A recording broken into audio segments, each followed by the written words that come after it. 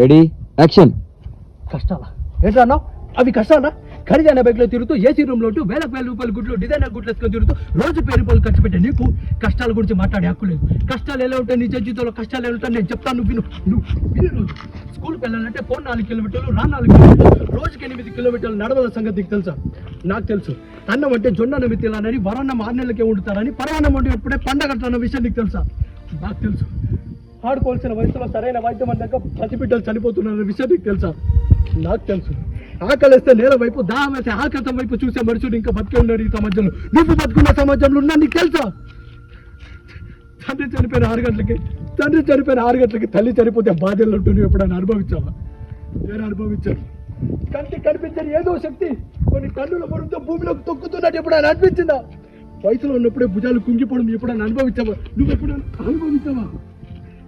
మనకి సమాజంలో బతకడానికి మన దగ్గర ఉన్న పేరు, మన దగ్గర అధికారం, మన శక్తి ఏది సరిపోదు. ఈ జనం మీద బతకదు, ఎక్కడైనా దూరంగా పారిపోవాలనిపించిందా? అడవి నీకు ఎప్పుడన్నా అమ్మలా కనిపించిందా? తుపాకీ పట్టుకొని ధైర్యంగా ఉంటాడా అనిపించిందా? మనం బతకాలంటే ఇంకొని చంపడం తప్ప మనం బతకాలని నీకు ఎప్పుడు అనిపించిందా? ఎప్పుడన్నా అనిపించిందా? నాకు అనిపించింది. తుపాకీ పడ్డాను, అడవిలోకి వెళ్ళాను, నక్సలైట్ అయ్యాను. ఇక్కడ కష్టం గురించి మాట్లాడే హక్కు నాకు మాత్రమే ఉంది, నీకు లేదు. ఖచ్చితంగా నీకు లేదు.